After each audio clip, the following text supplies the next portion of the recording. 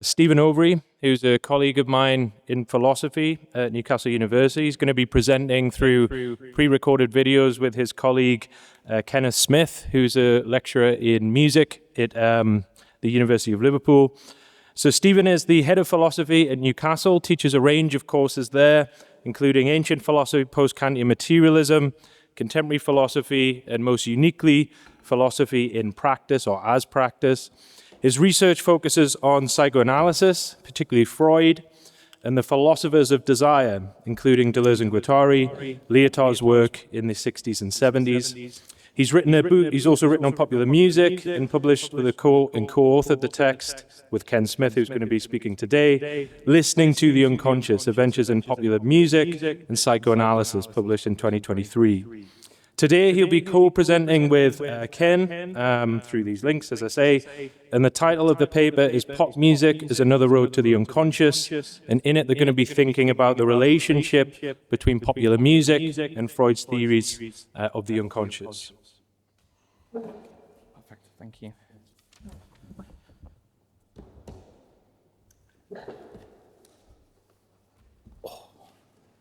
Sitting on my keys.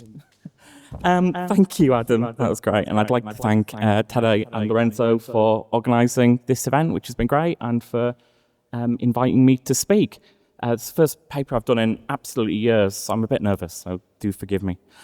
I'm here today to present about a book that I co-wrote 3 years ago with Ken called Listening to the Unconscious. Much of that text rests on our belief that music can be used to talk about Freudian unconscious, and beyond that popular music in particular has certain qualities which allow us to think about the unconscious in interesting ways. I've known Kenneth since we were 3, and I've been informed by his dad recently that the first time I met him, I advised him he needed to listen to the music of Michael Jackson, which hasn't aged well, as a thing to say. But since then, I've basically been doing the same thing. So Kenneth's an absolutely brilliant musicologist and can make much sense of what I say. My part in our partnership is that I basically do what Ken tells me all philosophers do when they talk about music, which is kind of going beyond my domain knowledge a little bit and trying to justify that the type of music I like is somehow profound. And Kenneth sort of indulges me with this. Unfortunately, he's in Japan at the moment on a honeymoon that was delayed due to COVID, so he's not here to kind of actively police my transgressions. I've got some pre-recorded clips of him, though, which he's been kind enough to provide, and we'll be sort of interspersing them into the discussion. I'm trying to compress a lot into this half an hour, so the paper may cover the ground rather quickly. I'm going to engage with Freud and some post-Freudian views on music before we offer some musical examples to show what we think pop music can do. The compressed version of the argument here is something like this. While Freud has little interest in music, he never explicitly states that music is unrelated to the unconscious or that can't represent it. Furthermore, some of Freud's other roads to the unconscious can be compared to pop music, insofar as pop music is a method for letting the unconscious speak. So Freud's most notable claim about music is the one made in the Moses of Michelangelo, where he discusses his lack of musical ability and uses this as a justification for his failure to talk about music in any detail. Beyond this, we've got some scattered references to music in the complete works. Freud tells us that Anna O gets a nervous cough when she hears music. Dreams can have music in them and can inspire the composition of music. Little Hans begins to sublimate through music at the same time the symptoms discussed in Analysis of Phobia in a 5-year-old boy appear. And haunting melodies, what we might now call earworms, can repeat through the psyche. More is said about sound and hearing, but that's kind of it in terms of music proper. What we'd like to take from these engagements is that while there isn't a positive case for a clear discussion of the relationship between music and the unconscious in Freud's work, there's no disavowal of music as something of interest regarding the unconscious. The possibility to make a positive case for music, therefore, kind of remains open to us. This brings us to post-Freudian discussion of music. Early post-Freudian discussions of music in psychoanalysis doesn't really engage with pop music, and obviously a big reason for that is just temporal. The works of Reich or Ehrenzweig predate the pop culture born in the late 60s, which we're sort of talking about, which I'm talking about when I say pop music today. So there is popular music before that, but I'm only talking about the sort of later period of it. The figure of interest to us is Ehrenzweig, who asks in the psychoanalysis of artistic vision and hearing if analysis of the unconscious in artistic production might be comparable to the royal road to the unconscious through dreams. What we wish to take from Ehrenzweig's work is the importance of de-differentiation of the ego as a creative process. This movement through which the ego recomposes itself allows the incorporation into creative works of repressed parts of the psyche, including the id. And I've got two quotes from Ehrenzweig in The Hidden Order of Art, which I will say before we have the first intervention from Ken. Music, particularly with its lack of tangible content, forces us to abandon ego control and accept the passive reception of projected unconscious content. And internal repression, by scattering and burying parts of the self, is duplicated step by step by the first two phases of creative work, projection and de-differentiation. The same structural process of de-differentiation shapes the vast buried substructure of the work of art and at the same time enriches and orders the artist's unconscious, repressed fantasy life. So our first sort of intervention from Ken, he's going to just talk a little bit more about why in particular we think pop music is interesting. So why pop music? Well, we can take the Schopenhauerian reading of music as something that can talk about will, which in turn can talk about desire. This is definitely there, because music is quantitative as well as qualitative. We can follow Schopenhauer in thinking beyond the libretto and thinking about music as a process of building and resolving tension. This is the historical approach to Freud and music, where music is representative, an art form from which we can extract myth and meaning. Classical music, and particularly opera, has often been a source of this over the years. But from Wagner's famous inspiration of Schopenhauer's desired interest in Isolde to Richard Strauss's famous dissonant musical portrayal of hysteria in his opera Elektra, he'd been reading Freud and Breuer, and then on to Arnold Schoenberg's chaotic experiment with repression and hysteria and murder in the orchestral monodrama Erwartung, which was based on a libretto by the real-life Anna O's cousin, Marie Pappenheim. The influence tended to be very conscious and somewhat over-coded. Sometimes composers' attempts to take literal case studies backfires. So in Strauss's Elektra, for example, she's portrayed as an hysteric, and yet for that she would have to have been repressing a trauma. But of course the trauma is the only thing that Elektra ever talks about. She doesn't repress anything.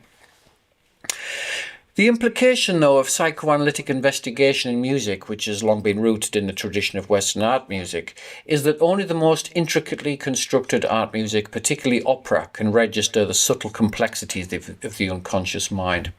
Yet this doesn't have to be the case, and perhaps popular music, with its generally more modest artistic goals, its less academic compositional intent, and closer resonance with the populace, can speak to us perhaps more directly. In all of the pop music's rawness and vitality than its classical counterparts, about the unconscious that generates music and is in turn generated by it. By the way, I'm a total opera snob. I'm currently writing a book on Franz Schreker, so I don't want you to think that I'm unduly dissing classical music. So what does pop music add? Well, pop begins in the later part of the 20th century as the means of distributing music and producing music increased.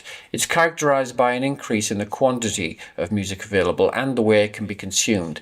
This leads to a certain disposability or temporariness of the music. A pop song is also very short by comparison, and there's an assumption that we can't read too much into it, although in fact they are hugely compressed. We can also find that the directness of globally distributed pop music to speak from one unconscious subject to another, mediated of course through layers of consciousness, can in fact facilitate a clearer consideration of the concepts than perhaps more refined classical genres. What does pop have that makes it psychoanalytically interesting beyond the Schopenhauerian model? Well, firstly we have the text. There's very much a linguistic component to this music. It's not simply the music which is going to convey meaning in pop. The song is often composed quickly and has a throwaway nature, which means that it isn't always saturated with analogy. There's also an assumption in pop that the song that we're hearing is going to be relatable to us directly. You know, we've all been to a party. We've all been in love. We are all the wind beneath another person's wings. But in the diverse musical landscape of the 21st century, musical subjects are speaking to us from increasingly complex psychological places and testing more and more the limits of rationality in the discourse. Pop's shortness means that there's always an ambiguity too. Even the clearest lyrics leave lots to the imagination, invite us to enter their fantasy space. So, for example, Queen, Freddie Mercury might sing something really upfront and clear like, "We are the champions." But what we all want to know is, the champions of what?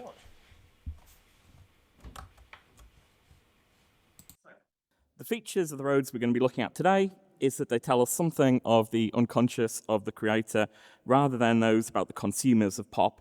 Although I'd note here that Ehrensweg describes these two properties of music as being exactly the same thing and deriving from exactly the same processes.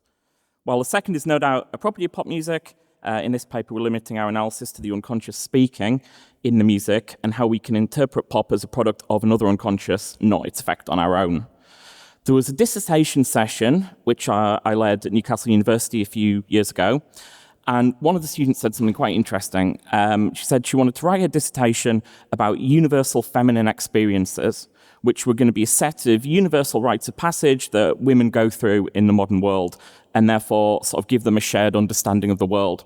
And while I was sort of listening and thinking, okay, I wonder what this is kind of concretely about, one of the other students in the room said, "Oh, is that like some guy cornering you in a room and singing to you with an acoustic guitar?" And she said, yes. And all the other girls in the room said, "Oh, God, yeah." And like, "Oh, God, that happened to me."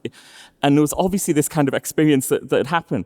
And I was kind of interested by this idea. And one observation, obviously, that inspires our paper isn't more complicated than this idea that if you give a bro an acoustic guitar, they're likely to say things that they wouldn't say in normal speech to someone. It's going to be somehow revealing of something.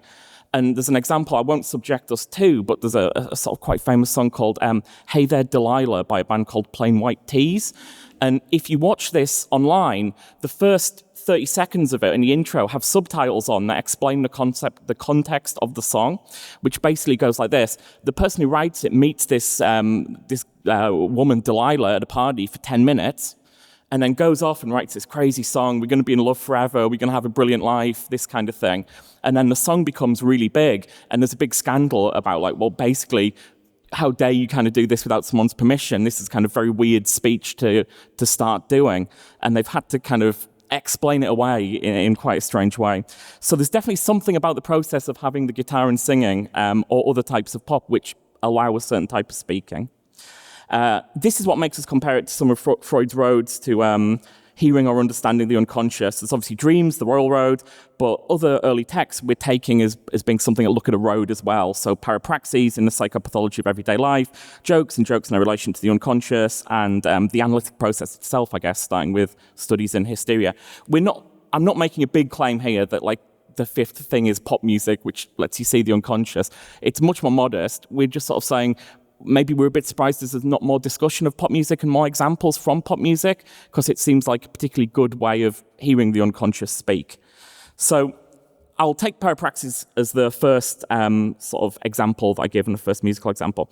General theme of the psychopathology of everyday life is that parapraxes are moments of punctuation wherein the unconscious seizes an opportunity to ejaculate during actions or speech which are otherwise not particularly derived from it. Furthermore, these moments of interjection aren't random, but are based on and derived from structures in the unconscious which is speaking, and therefore they can repeat.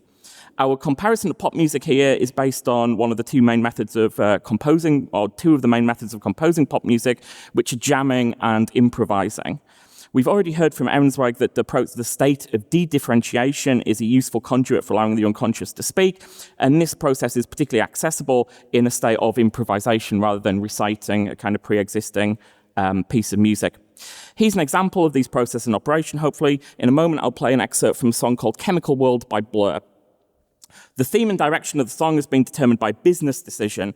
In the wake of Nirvana and the dominance of grunge as a form of alternative music in the early 1990s, Blur have made a definite decision not to join that scene, but to rebel against it. They're going to write a very English type of music that discusses very English scenes in the home counties of the South. The musical influence which predominates that is from another person who did very much the same thing earlier, Ray Davies and his band The Kinks, whose songs were generally sort of vignettes about quotidian British life. Chemical World therefore starts in this very Kinksy register and offers a disjointed account of the problems of everyday life. The first verse isn't particularly inspiring, it's rather staid in fact, and we learn about the struggles of a character, maybe even a caricature.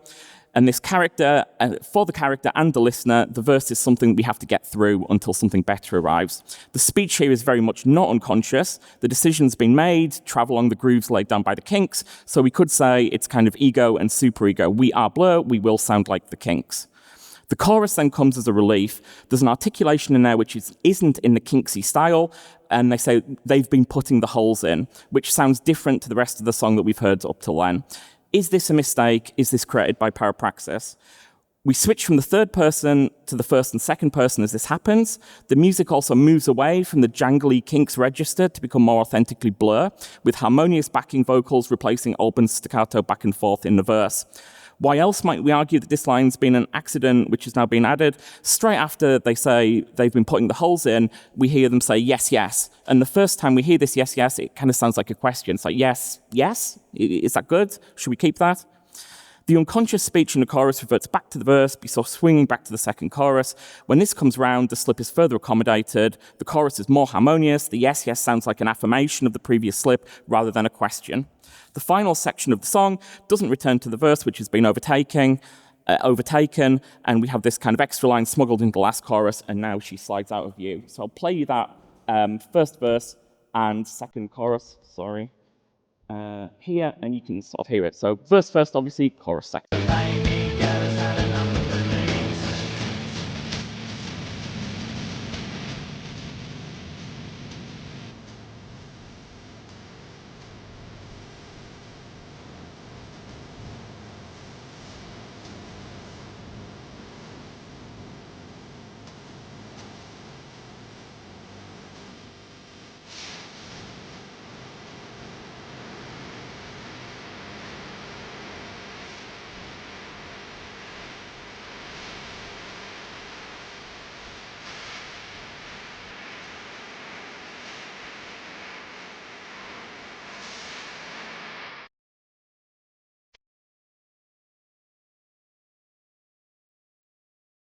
So the key to that really is the musical aspect of it. I think if I just gave you that text and said, well, can you see the unconscious comes in, you'd sort of say, what are you talking about, Stephen? And that's why we've given you that as a kind of initial musical example. Now I'd like to go back to my early discussion about how a song permits a kind of speech which would otherwise be excluded by the social situation in which it's made. For this, I'm going to look at Freud's analysis of jokes. In Jokes in a Relation to the Unconscious, Freud states that a joke will allow us to exploit something which we could not, on account of obstacles in the way, bring forward openly or consciously. Once again, then, the joke will evade restrictions and open sources of pleasure that have become inaccessible. It will further bribe the hero with a yield of pleasure into taking sides with us. Jokes permit the speaker to attain a degree of pleasure which would otherwise be impossible due to social mores. Freud continues, and with these quotes, if we replace joke with pop song, I think the meaning that we want would be there. The purpose of jokes can be easily reviewed. Where a joke is not an aim in itself, that is, where it's not an innocent one, there are two purposes that it may serve, and these two can be subsumed under a single heading. It's either hostile or obscene, and at last we can understand what the joke achieves in the service of their purpose. They make possible satisfaction of an instinct, whether lustful or hostile, in the face of an obstacle that stands in its way. They circumvent this obstacle, and they draw pleasure from a source which the obstacle had made inaccessible. Okay, I'm going to talk about sad boys and their guitars a bit more in this paper. So lustful is the path I'm talking about, but if we wanted to go down the other path, we could talk about Taylor Swift and her songs about her exes, and it'd be quite interesting. As an example of this process, I'm going to introduce the second song. This song's called Pedrick My Prince by Conor Oberst band Bright Eyes. Here, the act of singing and recording a song is going to allow Oberst to articulate a fantasy which you would ordinarily be prohibited from saying. In Pedrick, Oberst's going to talk about the fantasy about his own death, but he can't get there immediately. So the song's going to unfold in three parts, where each part brings the unconscious closer to being able to speak its truth. Firstly, death is mentioned, that of an imaginary brother, the titular Pedrick. Then Oberst turns the conversation to himself, as Pedrick's struggles become a metaphor for his own. You cried, but no one came. And then finally, after these preparations, resistance is broken, and he articulates the truth under the song, which is the fantasy about his own death. I've divided this one up into kind of color-coded sections for all of the different parts of the song, so we can see how we've got the sort of death beginning, then the metaphor, and then finally the fantasy. I had a brother once, he drowned in a bathtub before he'd ever learned how to talk. And I don't know what his name was, but my mother does. I heard her say once, Patrick, my prince, have all but died. The sheer weight of my shame. You cried, but no one came, and the water filled your tiny lungs. Here, my dear, and cry for me. 6 years ago today, I laid you in your grave. Your sweet young skin was shining then too. So tonight to celebrate, I will poison myself under the coffin, shake and fit in a bathroom that is spinning. I close the door and I rest my head on the tile floor. Sickness and sleep turning me cold.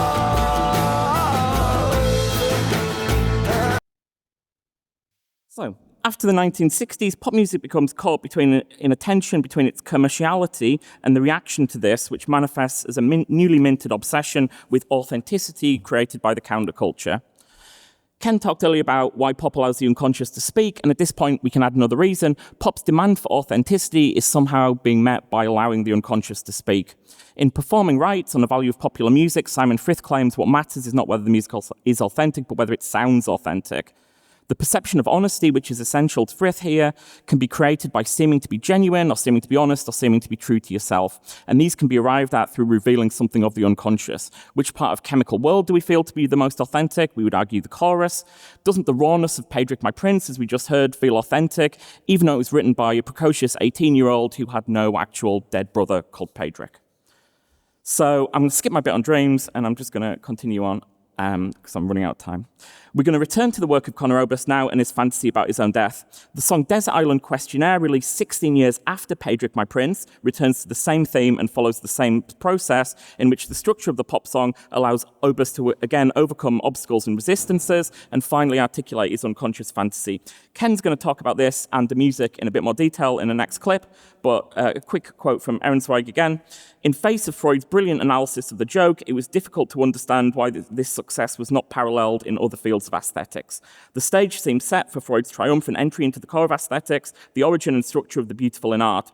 Art, more than a joke, could claim deep, spontaneous roots in the unconscious. Art's conscious superstructures may be largely composed by intellectual effort, but a vast substructure is shaped by unconscious spontaneity, as indeed is any kind of creative work. So here we've got a slightly lengthy analysis of the song by Ken. Okay, so I'd like to talk a little bit about Conor Oberst's song called Desert Island Questionnaire, which is from his solo album in 2014. Here are some of the lyrics. The song's position is instantly relatable. It asks us direct questions. Imagine you were stranded on a desert island. So we feel safe. There's a comforting reliance on perfect major chords musically in the most part, which provide a kind of a firm cushion for us to think. Say that you were stranded on a desert island. What books you gonna bring? What friends would tag along? And then the second part of the verse turns inwards with the same melody, though it's still addressing us as you, the singer projecting highly specific appearances onto us, but then finally generalizing about everybody else, raising a toast to the selfishness of everyone. Wish that you could dance, but you got no partner. Keep tapping on your glass, cause you wanna make a toast to the ennui of our times, to the selfishness in everyone you know.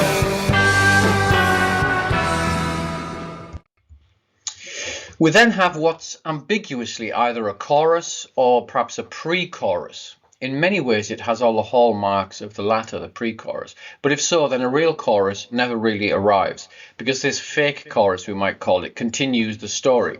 whereby the focus is now on me as the singer's mask has slipped. There's a wonderful immersive sense of counterpoint here, all of the different melodic lines weaving in and out of each other in this section, because instruments come in with their own melodic voices. We have guitars, synths, just like the multiple demands that are being placed on the subject in the text, who is now being seduced from out of the crowd by one particular dodgy guy.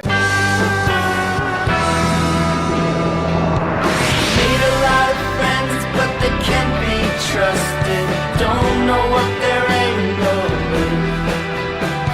Post up at the bar and I'm double-fisted, talking to a mannequin. Don't know what it means when he takes my pulse and says that I'm a lot like him. I say that's fair enough. That's why I'm trying to loosen up.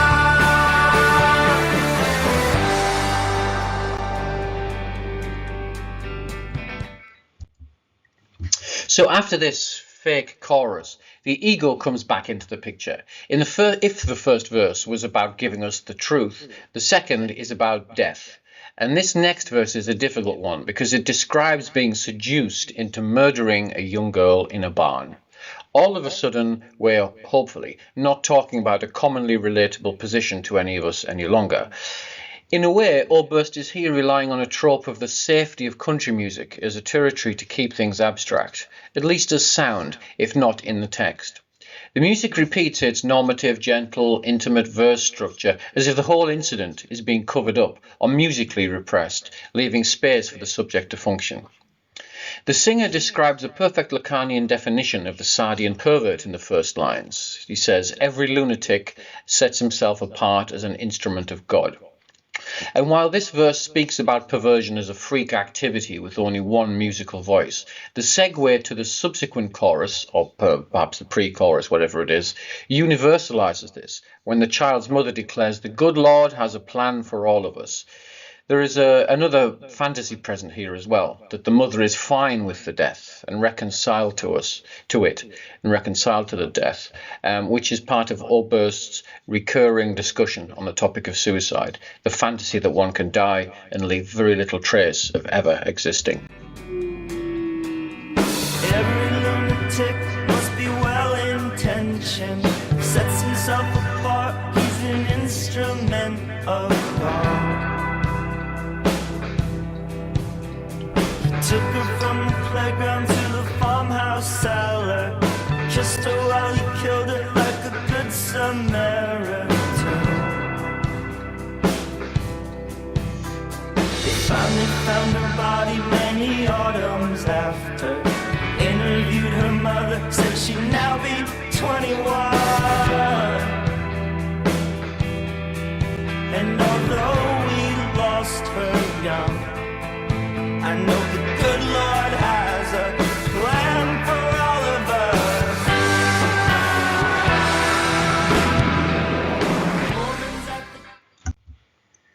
The music then becomes contrapuntal again, and in fact it builds climactically further than it did in previous choruses. This counterpoint is fuller and thicker and represents an attempt to further delay the self-revelation. We hear red herrings about the Mormons at the door, the sister's aura, all attempts to talk about something other than the protagonist's suicide. But the music overtakes him at this climactic moment. He has to admit it. He says, "I can't ignore the sun." Woman's at the door, they look clean and handsome, always have a good sales pitch. Your little sister swears she can beat my aura, but I can't take her serious. Need something to blame for this human nature, is not what this condition is. I'm so bored with my life.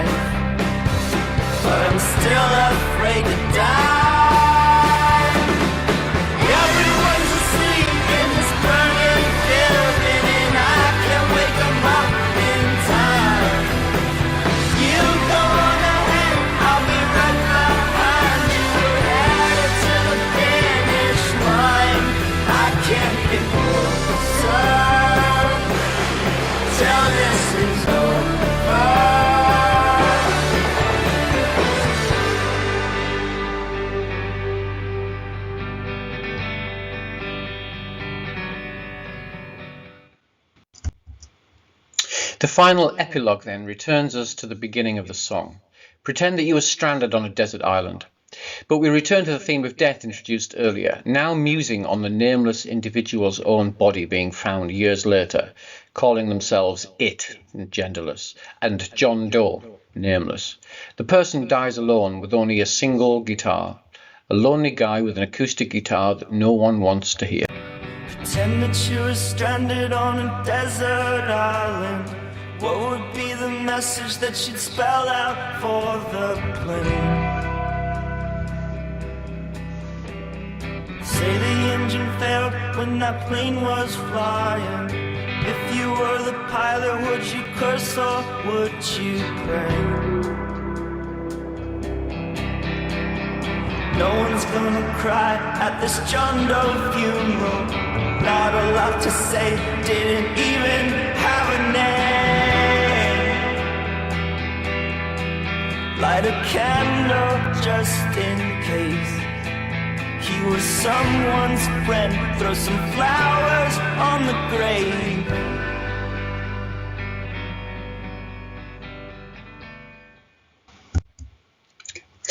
Now, an important thing about music generally, is that it underlies lyrics in the song, and perhaps pop generally. It's that it often gives a clue to us about how much the unconscious is speaking. In the verses of the song, for example, there are moments when instead of reaching a moment of release at the end of a phrase, as we should do, we reach what we call a deceptive cadence, a kind of sideswipe chord. At these points, the text happens to always describe something hypothetical, like a parallel universe or some kind of counterfactual. It always, however, only delays the inevitable, because with this musical device, we always return to the correct chord eventually. Notice also, if you can hear it, that a lot of reverb is added to the singer's voice here, as if somehow he's being extracted from reality or some kind of having a kind of out-of-body experience. The reverb always disappears as the chord progression writes itself, and we have to face the resolution we are trying to avoid. So here's some examples of that. Who wants all this trouble, even hypothetical? With the charging sky above and the ground below that could swallow everyone. Interviewed her mother, said she'd now be 21. And although lost her young, I know the good Lord has a plan for all of us. Not a lot to say, didn't even have a name. Light a candle just in case he was someone's friend. Throw some flowers on the grave. So even in a kind of a microsphere then, the music offers us a perfect metaphor of the song's overarching strategy, which is trying to prevent the confrontation with the singer's own death. Just have a little bit more to say now, so I'm not going to make everyone too late for lunch. So are we guilty here of overinterpretation, basically? Are we just taking one song and looking for too much in it? Well, the last thing I'll say is that one of the other aspects of pop music is that many of its successful creators produce large bodies of work. So we don't just have two songs to talk about regarding Oberst, but in terms of sort of his own death or his own suicide, he covers it in at least 10 songs. No Lies, Just Love, A Spindle of Darkness, A Fever, A Necklace, If Winter Ends, Caspar Removes the Undesirables, The Calendar Hung Himself, Let's Not Shit Ourselves, Entryway Song, Classic Cars, Ladder Song, Tiny Suicides. And furthermore, two songs talk about the song Pedrick My Prince itself and its role in establishing Oberst's own mythology. How Did You Ever Dream Up the Song, the one where the baby dies? He asks himself in Cartoon Blues, and a parodic interview in the song Attempt to Tip the Scales, the sort of fake Oberst states, well, I did have a brother who died in a bathtub, he drowned. Well, actually, I had 5 brothers that drowned. No, I'm serious. My mother drowned one every year for 5 consecutive years. They were all named Pedrick, and that's why they only got one song. Beyond the repetition of these themes in his work. The pop industry gives us a parallel narrative through interviews, interpretations, and reviews of those works. So we know that Oberst himself states in 2012, I'm definitely a person who played into the myth of the tragic singer-songwriter, but that's not who I am. I'm a person who's deeply affected by the world, but also capable of joy and humour. I mean, it's quite a measured appraisal of your own powers to be capable, nothing beyond that. Comparably, if we want to dig into the holes put in the chemical world, there's a whole body of literature about a four-way relationship between Blur's Damon Albarn, Justin Frischmann of Elastica, Brett Anderson of Suede, and the drug heroin. The themes which are buried in chemical world return in a much more explicit way in Blur's later track Beetlebum, where and when she lets me slip away mirrors the previous formulation, and now she slides out of view. And this chance to listen over time places pop music as being maybe close to another road to understanding the unconscious, which is the process of psychoanalysis itself. The song doesn't exist as a standalone object, but part of a wider body of speech, much of which is subject to the demands for meaning and authenticity I've sort of previously discussed. Particularly so from the audience, which stands in the place of the analyst in its inexhaustible demand to the popular musician. Here we are now, entertain us. Thank you.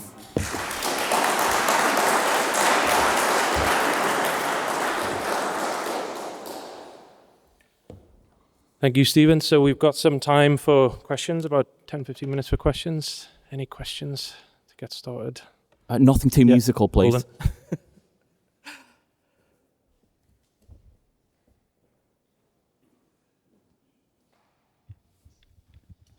Hi, thank you, Stephen. So first, I have a silly comment related to Hey There, Delilah, and then I have a more serious question. But I don't know if you know this, but when Hey There, Delilah came out and it was taken up by regional radio syndicates in the US, they changed the lyrics. So they recorded several versions. And I think the original is, Hey There, Delilah, what's it like in New York City? But for example, when it was broadcast in Utah, they recorded a version that was, Hey There, Delilah, what's it like in Salt Lake City? So the Delilah is somehow like the woman who is existing not just in New York City, but in several American cities at the same time, which I think it plays into what you were saying about it.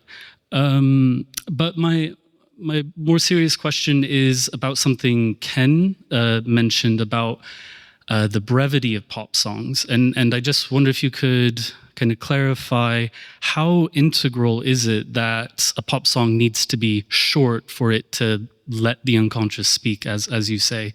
So in other words, like, can there be a long pop song that does the kind of same thing that Blur or Conor Oberst are not doing intentionally, but is slipping out?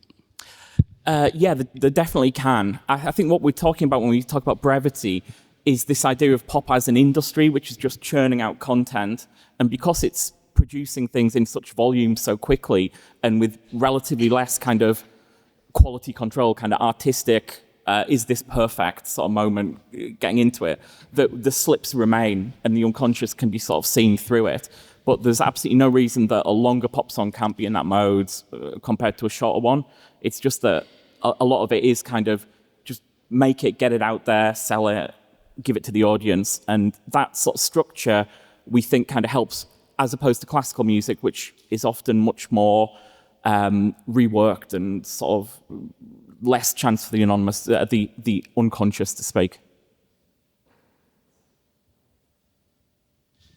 Yeah. I'll go around.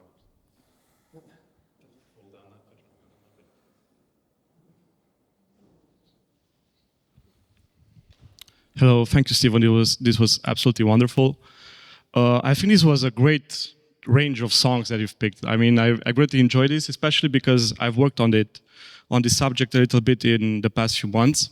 And I don't know if you're familiar with, of course, like we don't have much of Freud on music, but there's a wonderful chapter from Theodor Reich in the book called The Ritual, where he talks about the shofar, like the Jewish shofar. And he makes this small theory that, in a sense, like it is the point of the shofar is kind of to relieve the guilt of the listeners for the kind of original crime, the patricidal crime.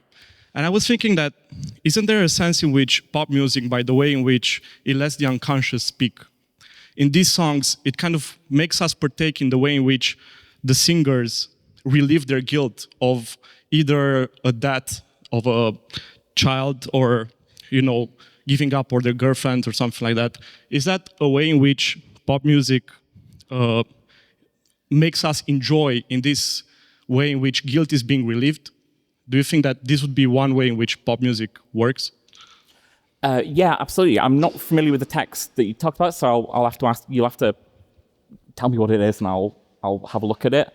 But yeah, there's definitely something in the structure of pop music, and particularly around just the way so much of it is sort of verse chorus, and one or the other tends to be this sort of moment that builds up tension, and then the other one tends to be the moment through which it's released, that give it that sense for not just the person who makes the music, but also on the listener's side, that you can kind of hear these moments of release, definitely. Yeah. Any more questions? Well, yeah, lots. Okay. We'll go here then today and then, yeah.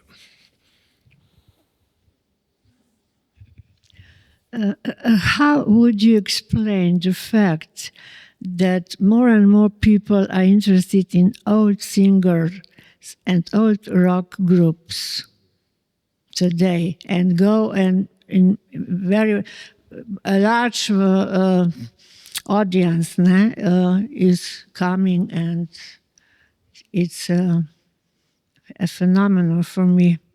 Yeah, absolutely. I mean, I think it might be about one of the things we said pop music does is it produces in volume. And since we've got the internet and sort of since the days of sort of SoundCloud and this sort of stuff where people can self-publish stuff, the volume is just so great that sometimes I think it's hard for people to keep up with. So they go to the classics as the sort of things that they know well. So I think it's kind of safety thing in some ways. Yeah.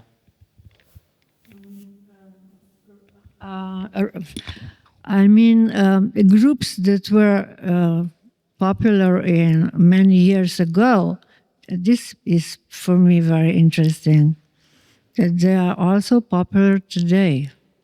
More, yeah. And there's definitely something that, I mean, I haven't really talked about in the paper, but is interesting. I think if we do a second book, it's going to be about the sort of wider social situation in which music exists, where people want there to be a kind of common bit of music that they can all talk about. And recently, if you think about sort of last year, I don't know if anyone in this audience was into Hot Brat Summer or anything like this, but you get these kind of moments in music where people start to sort of gather towards a certain thing which is popular in a sort of sense of popular music, right?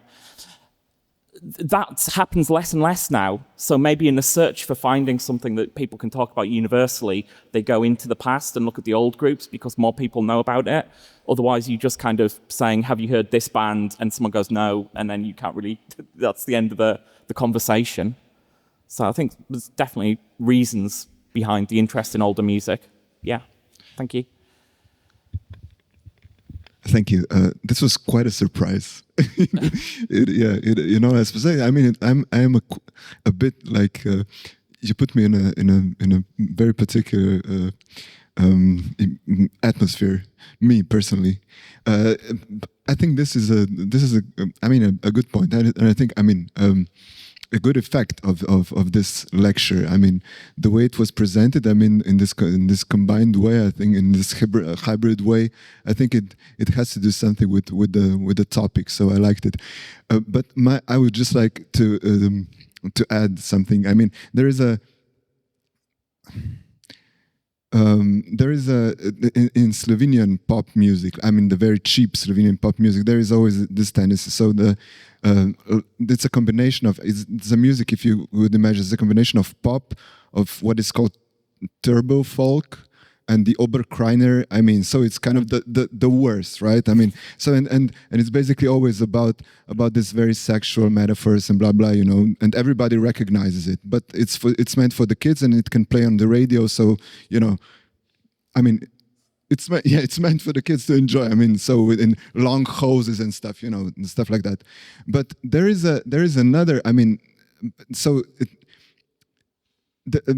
But I mean, I had a lecture once and it was this particular song that I very much liked.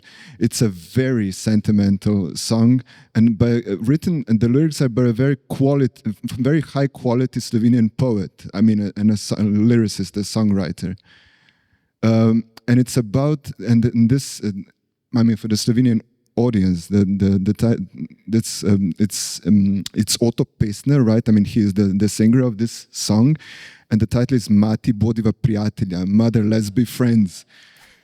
But I mean, I use again, ChatGPT to just quickly translate the lyrics. It's very short, but the point, I will read the lyrics and then, but the fun thing is this song is considered as just beautiful. I mean, but it's perverse in a. I mean, you'll listen. I mean, just listen. So,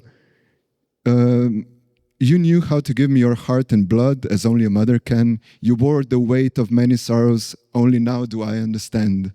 You rejoiced in my first successes even more than I did, and with sorrow you tell me the time of farewell is near. I'd like to say I'll stay here by your hearth, but I know when I rise from the table, you will weep. In the fire of another love, because he's getting married, in the fire of another love, your child becomes a man. It's not another love, it's the second love. Your child becomes a man. And then is this verse. It's not hold me once more in your arms. It's basically just take me on your lap, right? On the lap. So, as a child, sit on my knees. I will sit on my knee, on your knees, right? Hold me, mother. Let us be friends. So it's just like break. I mean, it's a breakup, right? I mean, just like so. It's breaking up with the mother. But the fun thing is, I was always wondering, how is this not obvious for everybody who listened to it? I mean, it was just like you have to explain, and then to make people to be like attentive to it, and then what the fuck, right? Okay. Yeah, and there's definitely sort of that sounds really similar to some other songs that I could have talked about. There's a Bright Eyes song where he talks about his father in the same way. I don't think we think that every pop song is the unconscious. We think it's just there in some of them. Because I mean, that sounds to me, I'd have to listen to it a bit, but it sounds like there's almost like no repression there. It's just absolutely full, like oversharing kind of thing. And I think that's definitely the case. You can have a pop song where the unconscious can be seen a little bit, where it's seen a lot, or where it's not really seen at all. And in some ways, maybe this is below the sort of discussion that I hinted at about authenticity, because you can be authentic by letting the unconscious be there, but you can also be authentic in some ways by just putting it all out there. Or you can be authentic by being very excellent, like with some rappers who are very good at sort of hitting the beats and that kind of thing. You can be authentic by talking very much as kind of we were thinking, I didn't talk about it here, we were thinking about hip hop and how that's a bit different from sort of guitar music in terms of authenticity, because a lot of the time that is ego and superego, and you're kind of playing a character and you're not really repressing anything. So I think there's a whole field of music where some things just come out very easily as a kind of truth, and other things, the truth has to be hidden to more of a sort of extent. I don't know if that was an answer, but it sounds really interesting. I'll have to listen to it. One more question? Yeah, one more question and then one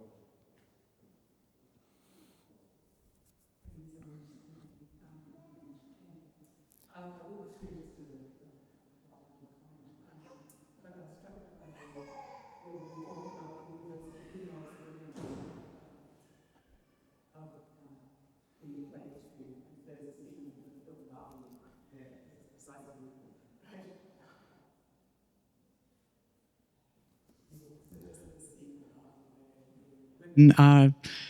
Using that as the opportunity to kind of reclaim their dominance. So they're sitting in circles, the men are playing to the object of desire, and then the object of desire moves over to another man, and what ends up eventuating is that the men fight among themselves while the women then go off and reclaim the supreme power for themselves. So it's just a kind of a comment about that. Yeah, absolutely. It's really interesting, and I mean, I had to just sort of pick a few examples because it takes quite a long time to do examples, and I didn't have long. But there's also lots of really interesting songs at the moment where women get to sort of speak of the unconscious too, and I think there's some interesting stuff going on with sort of Phoebe Bridgers and Boy Genius and stuff, and we do try and speak of a sort of wider repertoire rather than just the sort of boys and their guitars. So we've just sort of stuck with that today. But yeah, thank you for the comment. Okay, we'll stop there. Another round of applause for Stephen.